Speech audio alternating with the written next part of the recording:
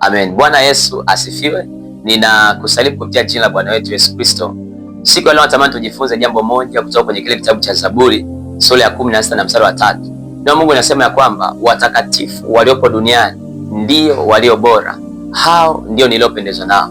Jambo la kwanza tunajifunza hapa ni kwamba duniani kuna watu ambao wanaitwa watakatifu, lakini pia watu hawa watakatifu ni watu ambao Mungu anapendezwa nao. Ina maana kumbe, unataka kumfanya Mungu awe na furaha, unataka kupendeza moyo wa Mungu, amua kuwa mtakatifu, kwa sababu Mungu mwenyewe anatambua nafasi ya watakatifu waliopo duniani. Kumekuwa na mafundisho mengi au mambo mengi, watu wanatoa mitazamo yao ya kwamba haiwezekani kuwa mtakatifu duniani. Unawezaje kuishi maisha ya unyofu? Unawezaje kuishi maisha ya haki kwa asilimia zote? Unawezaje kuwa mtu ambao umenyooka mbele za Mungu? Wasitambue kwamba Mungu mwenyewe anatambua kwamba duniani kuna aina ya watu ambao wanaitwa watakatifu, na hawa ndo watu pekee ambao anasema anapendezwa nao.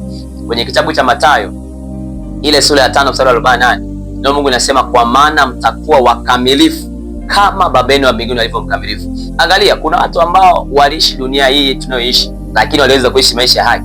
Mtu kama Ayubu, kitabu cha Ayubu sura ya 1 mstari wa 1, ndio Mungu anasema kwamba palikuwa na mtu katika nchi ya Usi, jina lake alikuwa akiitwa Ayubu. Mtu huyo alikuwa ni mkamilifu na mwelekevu, ni mmoja ya mtu aliyemcha Mungu na kuepukana na uovu. Ayubu anatengeneza historia ya kuwa mtu ambaye aliishi duniani lakini alimcha Mungu na kuepukana na uovu. Kumbe inawezekana kuishi maisha matakatifu. Kama Ayubu aliweza, wewe unashindwaje? Unatakiwa uwe mtu ambaye ni curious, mtu ambaye unaweza ukahoji neno, ukikaa neno unamwambia Baba, kama ninamwona Ayubu alikuwa duniani, alikuwepo mtu katika nchi ya Usi, kumbe hata mimi naweza nikuwa nipo Tanzania. Ikafika siku ukaacha historia kwamba okay, palikuwa na mtu katika nchi ya Tanzania, mtu huyo alikuwa mkamilifu na mwelekevu, ni mmoja ya mtu aliyemcha Mungu na kuepukana na uovu. Kumbe inawezekana kuwa mtakatifu. Angalia mtu mwingine, Enoko, kitabu cha Mwanzo ile sura ya 5 kuanzia mstari wa 21 na kuendelea. Ndio Mungu anasema baada ya Enoko kuwa amemzaa Metusela, akatembea pamoja na Mungu miaka 300. Huyu ni mtu, ni mwanadamu ambaye alikuwepo duniani, alitembea na Mungu miaka 300. Ikafika hatua Mungu mwenyewe akaamua kumtoa. Inamaanisha kumbe inawezekana kutembea pamoja na Mungu. Kuna mambo ya kushangaza sana.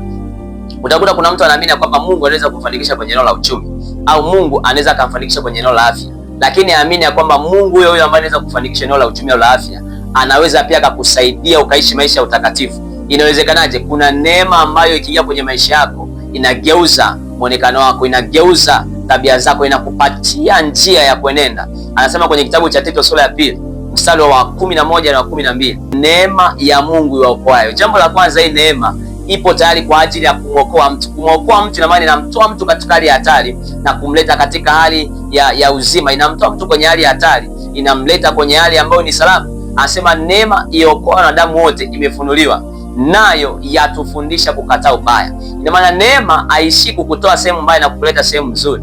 Jambo la pili linalofanya hii neema ya kimungu, inakufundisha kukataa ubaya, inakufundisha kukataa dhambi, inakufundisha kukataa tamaa.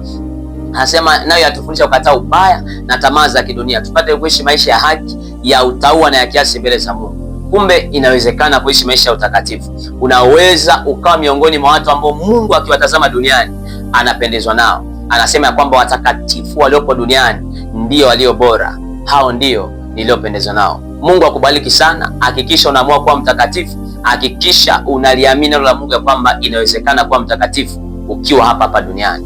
God bless you. Amen.